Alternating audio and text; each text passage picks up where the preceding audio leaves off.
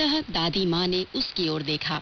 उन्होंने देखा कि उनके पोते का चेहरा जरूरत से ज्यादा सफेद पड़ गया है और वह ऐसा दिख रहा था जैसे सफेद कागज का कोई पन्ना हो। बनी ने गले में बंधी पट्टी को खींचकर बाहर निकाला, जिससे उसके घाव की कुछ परतें सिहर उठी। उसने अपनी दादी माँ की ओर दोनों हाथ फैलाए और यह सब इतनी तेजी से हुआ कि दादी माँ को लगा कि कहीं कुछ गड़बड़ है। बनी का चेहरा एकदम सफेद पड़ गया था और ऐसा लगता था जैसे कोई भूत कब्र से निकलकर बाहर आ गया हो। उसने बहुत लाचारी में अपनी दोनों बाहें दादी माँ की ओर बढ़ाई और ऐसा महसूस हुआ कि वह अपने घाव के लिए तनिक भी बेचा रही है। वैसे तो उसके घाव ऊपरी तौर पर काफी पहले भर गए थे, लेकिन अंदर ही अंदर वे लगातार खराब होते जा रहे थे और अब वह घाव किसी पके हुए फल की तरह फूट गया था। वह लगातार अपने हाथ से घाव को ढकने की कोशिश कर रहा था, जहाँ से थोड़ी सी धार निकल रही थी। वैसी ही हालत में वह अपनी दादी माँ की ओर दौड़ा, लेकिन थोड़ी ही देर बाद बेहोश होकर फर्श पर गिर पड़ा।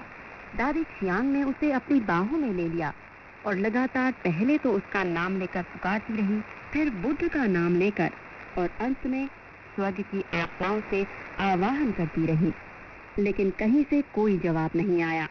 बस घाव में से खून बहता रहा। बनी ने एक बार और अपनी आंखें खोली।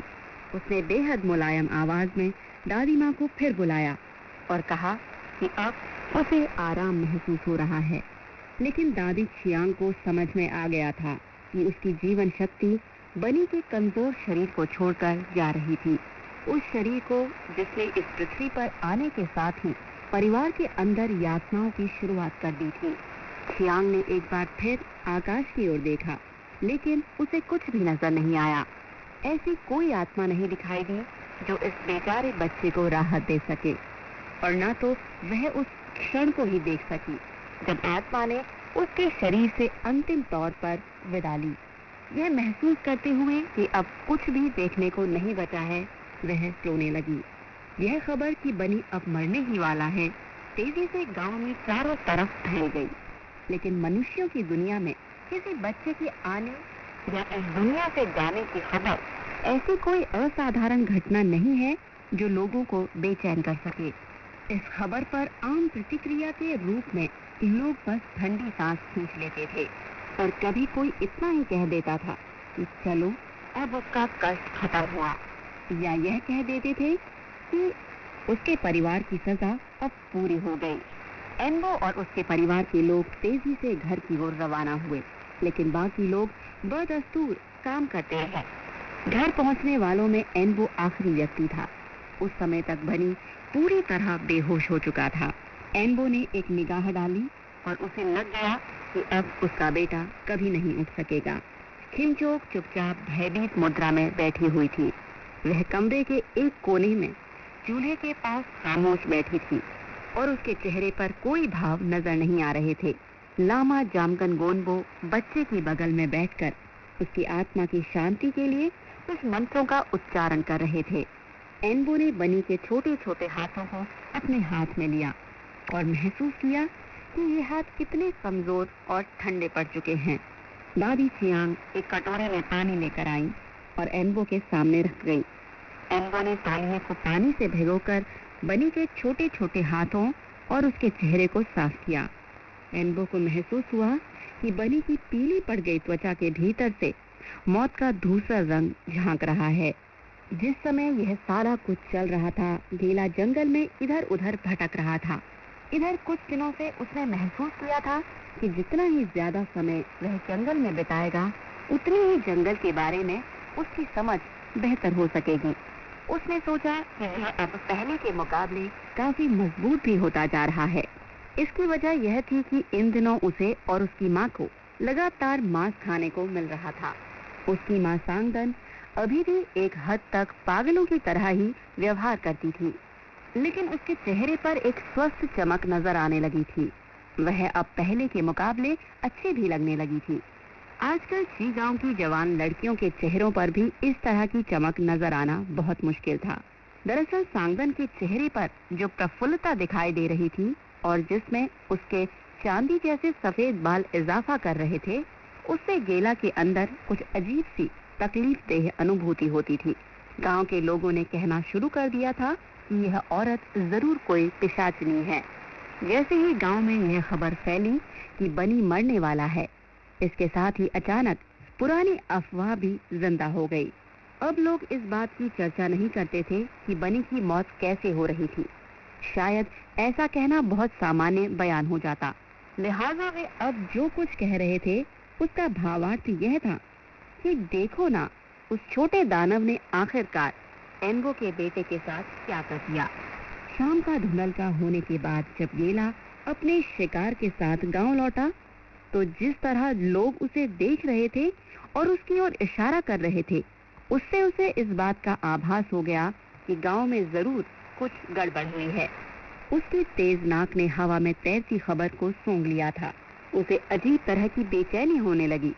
घर में पहुंचने के बाद सांगन ने मुर्गे के मांस को पकाने के लिए चूल्हे पर चढ़ाया और उसी समय दरवाजे पर किसी पत्थर के गिरने की आवाज आई। बाहर बच्चों का एक गिरोह था जो आपस में कोरस की तरह गा रहा था।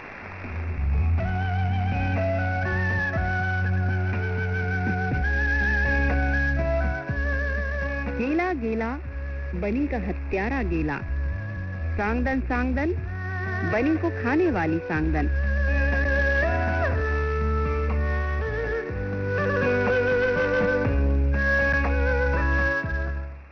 गेला का माथा ठनका। उसे लगा कि बनी के साथ कोई हादसा हुआ है। उसने तेजी से दरवाजा खोला और उसी समय एक पत्थर आकर उसके सिर में लगा। थोड़ी देर के लिए उसे चक्कर आ गया, लेकिन उसने खुद को संभाल लिया। उसके माथे से खून निकलने लगा था, जिस पर उसने अपनी हथेली रखी थी। उसका चेहरा गुस्से से लाल हो उठा। बाहर खड़े लड़कों ने एक बार फिर कोरस में वही गाना शुरू किया और उसके बाद गेला को देखकर वे भाग खड़े हुए। जहाँ तक बड़ों की बात है, वे सभी अपने अपने दरवाजों पर खड़े होकर वहाँ घटित हो रही घटनाओं का जायजा ले रहे थे, लेकिन ऐसा दिखावा कर रहे थे जैसे उनसे इसका कोई सरोकार है ही नहीं। गुस्से से बौखलाए गेला ने लड़कों को पकड़ने की कोशिश की, लेकिन वे पकड़ में नहीं आए। दौड़ते हुए जब वह रुका तो वे फिर थोड़ी दूर पर खड़े होकर वही गाना गाने लगे। खिमचोक बनी से काफी दूरी पर बैठी थी, लेकिन लगातार उस तरफ ही देख रही थी। उसकी निगाहें एनबो के चेहरे पर टिकी हुई थी। उसकी आंखों में एक अजीब सी रोशनी दिखाई दे रही थी, जिससे लगता था कि वह अपने पति से कुछ कहना चाहती है। एनबो ने याद किया कि उसकी आंखें पहले कभी इस तरह नहीं दिखाई दी। उसे यह भी याद आ रहा था कि किसी जमाने में उसकी यह पत्नी कितनी खूबसूरत हुआ करती थी। किसी भी औरत की आंखें जब वह कुछ कहती हुई सी लगती हैं, तो उसका सौंदर्य और बढ़ जाता है। शायद ऐसे ही किसी लम्हे में एनबो के साथ उसकी शादी हुई थी और बनी पैदा हुआ था, लेकिन अचानक उसकी आंखों की रोशनी न जाने किधर गायब हो गई।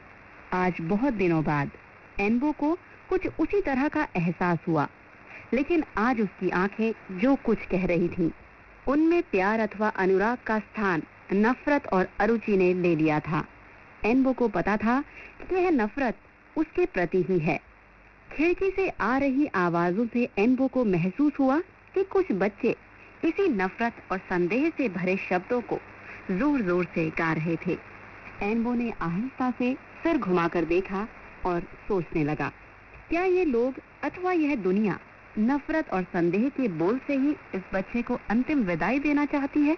क्या उनका इरादा है कि बनी अपनी दूसरी दुनिया में इसी तरह की नफरत को ढोता रहे? उसका बेटा उसकी बाहों में पड़ा हुआ था और एनबो साफ तौर पर महसूस कर सकता था कि किस तरह उसके बेटे के प्राण 9 वर्षों तक उसके कमजोर शरीर में रहने के बाद अब उस शरीर को छोड़कर जा रहे थे। इन सब के बावजूद एनबो के दिल में आश्चर्यजनक रूप से एक अजीब सी शांति थी।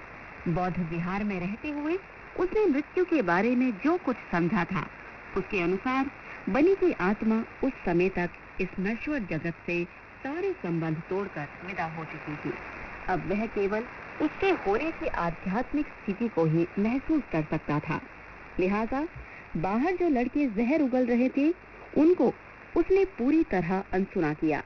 इन्हीं विचारों में डूबा हुआ एनबो एक बार फिर सिर झुकाकर अपने बेटे के सीने की ओर देखने लगा और उसे महसूस हुआ कि शायद उसका दिल अभी भी थोड़ा थोड़ा धड़क रहा था और उसकी आंखों से धारा प्रवाह आंसू निकलने लगे। अब उसने पहली बार अपने मन को समझा लिया कि बड़े के संक्षिप्त जीवन का पूरी तरह समापन हो चुका है। उसने अपने आंसुओं पर काबू पाते हुए बेटे के शव को गोद से उठाकर फर्श पर रख दिया। कमरे में उस समय सचमुच मौत का सन्नाटा पसर गया।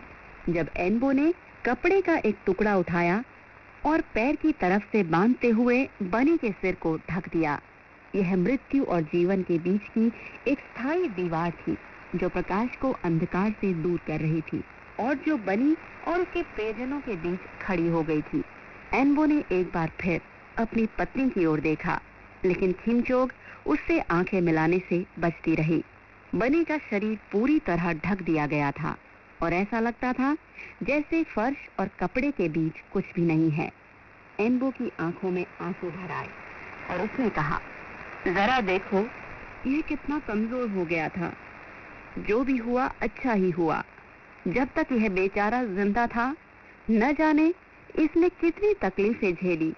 फिर उसने बनी की आत्मा को संबोधित करते हुए कहा, बेटे, मेरे परिवार में आकर तुमने भयंकर गलती की। अब सब कुछ ठीक हो जाएगा। तुम्हारा कर्ज चुकता कर दिया गया है।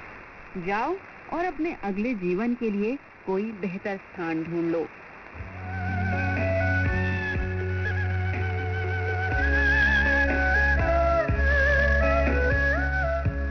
दोस्तों, चीनी कहानी कार्यक्रम के अंतर्गत हम सुन रहे हैं आ लाई की रचना खोखला पहाड़ का पहला भाग, सब कुछ अस्त व्यस्त।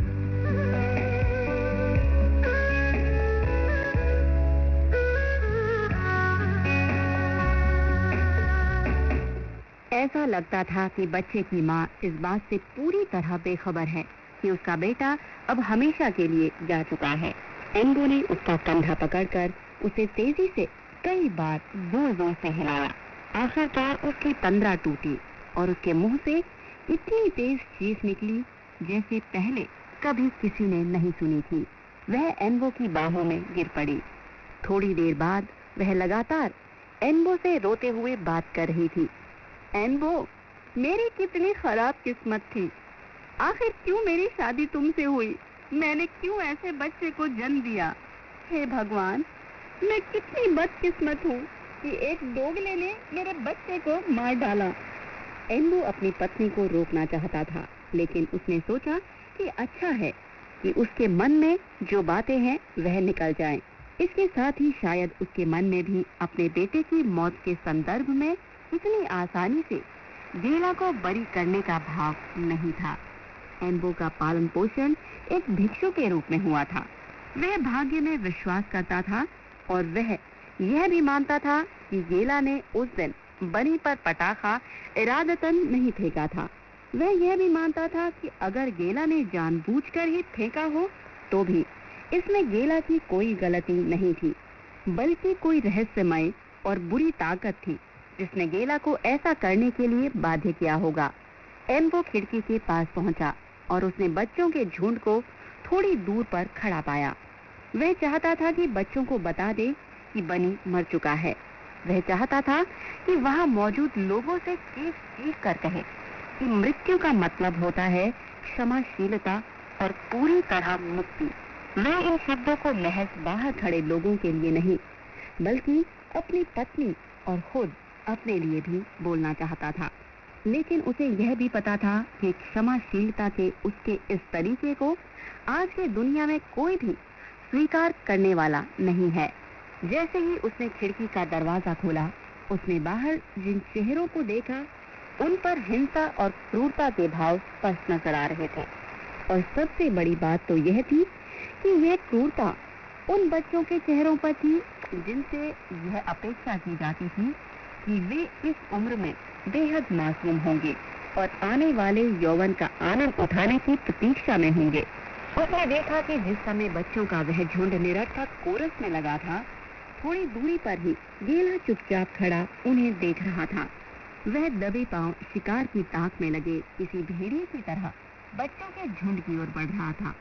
बाहर इतना अंधेरा था कि वह आंसुओं में डूबे गेला के चेहरे को नहीं देख सका, लेकिन गेला की दहकती आंखों का उसे आभास हो गया। एक चीख के साथ गेला सीधे बच्चों के उस झुंड पर टूट पड़ा और उनमें से कुछ को जमीन पर पटक कर घसीटने लगा।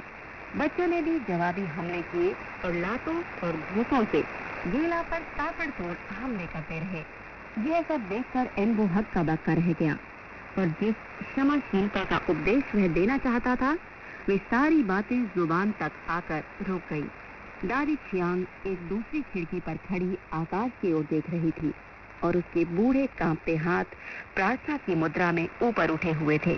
वह रोते हुए टूटी फूटी आवाज में बस यही बता रही थी, प्यारे बनी जाओ और भगवान से कह दो कि वह हमारे ऊपर भी अपनी निगाह डाले और हमें अपनी कृपा से भरपूर कर दे। मेरे बनी, तुम भगवान से प्रार्थना करना कि हम लोग जंगली पने के दलदल में धंसने से बचें। दादी छियांग जिस समय यह प्रार्थना कर रही थी, उस समय तक गांव में सभी लोगों तक यह खबर पहुंच गई थी कि बनी अब इस दुनिया में नहीं है। राक्षसों का जो झुंड बच्चों की शक्ल में बाहर कूड़ा गा रहा था, उनकी आवाज भी अब बंद हो गए थे और वे बूढ़ी छियांग की ओर देख रहे थे। गेला भी लगभग रेंगता हुआ और अपने चेहरे को हाथों से पोंछता हुआ आगे बढ़ा। उसे पता था कि जिस व्यक्ति ने उसके दोस्त बनी को पटाखे से घायल किया था, वह उसके सामने खड़ा है और उसे यह भी पता था कि जिसने गेला के बारे में पूरे गांव में अफवाह उड़ाई है, यह भी वहीं खड़ा है। क्या मेरा छोटा भाई बनी सचमुच मर गया? उसने पूछा। वहां मौजूद लोगों ने गेला की ओर देखा। गेला का गुस्सा गायब हो चुका था और इस बात पर लोगों की सर्वसम्मति ने कि पटाखा गेला नहीं फेंका था, अब खुद उसके अंदर एक अजीब तरह के अपराध बोध ने जन्म ले लिया।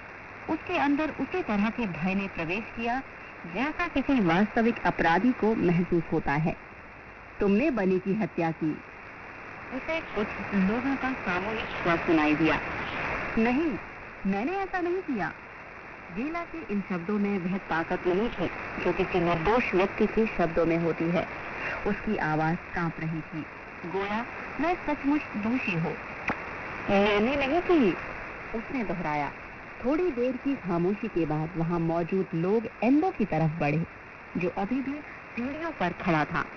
गेला भी एनबो के करीब पहुंचा और उसके चेहरे की ओर देखने लगा, जो पूरी तरह भावशून्य नजर आ रहा था। गेला के अंदर का अपराध बोध और तीव्र हो गया। उसने पूछते हुए एनबो से कहा, अंकल, आप क्यों नहीं कहते कि जो लोग मुझे दोषी ठहरा रहे हैं वे गलत हैं? एनबो चुपचाप खड़ा रहा। गेला ने फिर गिड़गिड़ाते हुए कहा, अंकल प्लीज, मेरे ऊपर रहम कीजिए, मुझे अंदर आने दीजिए, मैं बनी को देखना चाहता हूँ। एनबो अभी भी उसी तरह चुपचाप खड़ा रहा। दादी छियांग ने चीखते हुए गेला से कहा, एकदम नहीं, तुम फौरन यहाँ से चले जाओ, राक्षस कहीं के। गेला के अंदर क्रोध ने इतना उग्र रूप लिया कि उसका पूरा शरीर किसी पत्ते की तरह हिलने लगा। उसे ऐसा लगा जैसे दो शक्तिशाली हाथों ने उसकी गर्दन को कसकर दबा दिया हो और उसकी सांस रुकने वाली हो। उसने दादी छियांग की ओर मुखातिब होते हुए कहा, दादी, बनी ने खुद ही यह कहा था कि पटाखे मैंने नहीं फेंके थे। यह बात आपके सामने हुई थी, आपने उसे यह कहते सुना था। छियांग पहले भी ऊंचा सुनती थी और इस शोर शराबे के बीच उसे गेला का एक भी शब्द सुनाई नहीं दिया। गेला और ऊंची आवाज में बोलना चाहता था, लेकिन जैसा कि अक्सर सपनों में होता है, उसे लगा जैसे कोई उसका गला दबा रहा है और उसके शब्द मुंह से बाहर नहीं आ रहे हैं। उसने बहुत कोशिश की कि वह चीख चीख कर अपनी बातें कहे, लेकिन एनबो और छियांग ने दरवाजा बंद कर लिया और वे अंदर चले गए। बाहर खड़े लोगों में से कुछ लोग एनबो के साथ अंदर गए ताकि वे रात भर बनी के शव की रखवाली कर सके। बाकी लोग अपने अपने घरों को चले गए। बस गेला चुपचाप एनबो के बाहर वाले आंगन में अकेला बैठा रहा। ऐसा लग रहा था जैसे उसके हाथ पांव भी किसी मुद्दे की तरह शांत होते जा रहे हैं। अगले दिन बनी का अंतिम संस्कार कर दिया गया। जलाने वाली लकड़ी के ढेर के बगल में पड़ा उसका शव पहले से भी ज्यादा छोटा दिखाई दे रहा था। उसका अंतिम संस्कार वहीं किया गया जहां पहले लोगों का आकाशीय संस्कार किया जाता था। पुराने जमाने में मृतकों के शरीर को यूं ही छोड़ दिया जाता था ताकि चील और गिद्ध उनका सेवन करें और अपने पंखों पर उनकी आत्मा को लेकर आकाश में ऊंचाई तक जाए और फिर मुक्त विचरण के लिए छोड़ दे। गांव में किसी का इस तरह अंतिम संस्कार किए कई वर्ष हो गए थे। अब वह प्रथा खत्म हो गई थी। इसमें कोई संदेह नहीं कि वह प्रथा बुनियादी तौर पर अत्यंत धार्मिक थी। वैसे भी आज के समाज में जब तमाम मंदिरों को ध्वस्त कर दिया गया हो, इस तरह की प्रथा के लिए कोई स्थान नहीं है। अब लोग यह नहीं मानते हैं कि इस दुनिया से भी अलग कोई खूबसूरत जगह होगी। स्वर्ग के दरवाजे अब बंद किए जा चुके हैं और पुराने दिनों की बस यादें ही रह गई हैं। जब हान चीनी लोग यहाँ आए तो वे अपने साथ मृतकों के शरीर को जमीन के अंदर दफनाने की प्रथा भी लेकर आए। धीरे धीरे इस प्रथा ने एक नियम का रूप ले लिया और अब किसी को दफनाने का ख्याल भी लोगों को भयभीत कर देता था। लेकिन इसे क्या कहा जाए जब पुराने भिक्षुओं ने जमीन के अंदर गाड़ने की प्रथा छोड़ने से इनकार कर दिया। अब दाह संस्कार जैसे नियम बनी जैसे लोगों पर ही लागू होते थे। भोर होते ही बनी का अंतिम संस्कार संपन्न कर दिया गया ताकि जो लोग वहां आए थे वे समय से अपने अपने घरों को वापस जा सके। एम्बो भी वापस लौटकर घर के अंदर जब अलाव के पास बैठा तो उसने महसूस किया कि आमतौर पर घर के भीतर जो मनहूसियत बनी रहती थी वह काफी हद तक खत्म हो गई है। उसने गौर किया कि उसके चाचा और उसकी दादी के चेहरे पर शांति का भाव था और उसकी पत्नी खिंचोग ने भी एक बार मुस्कुराते हुए उसकी ओर देखा। एम्बो ने अपनी जेब से मिट्टी का एक छोटा पात्र निकाला जिसे वह अपने साथ शमशान घाट तक ले गया था। इस पात्र में नमक भरा था। खिंचोग ने उस पात्र की ओर इशारा करते हुए धीमी आवाज में पूछा, क्या वह वापस आ गया है? बनी के बारे में बात करने की उनकी शैली बदल गई थी। अब वे बनी का नाम न लेकर उसे केवल वह कहकर संबोधित करते थे। खिंचोग की बात सुनकर एम्बो हल्का सा मुस्कुराया। नहीं, वापस नहीं आया। हालांकि मैं ऐसा ही कुछ करना चाहता था। जामकन गोंदो ने काफी देर की खामोशी तोड़ते हुए कहा, दरअसल यही सबसे अच्छा तरीका है। तो दोस्तों, यह था हमारा आज का सुनी कहानी कार्यक्रम आलाए की रचना खोखला पहाड़। अगले अंक में फिर होगी आपसे मुलाकात इस कहानी के शेष भाग के साथ। नमस्कार, बाय बाय, कैसे हैं?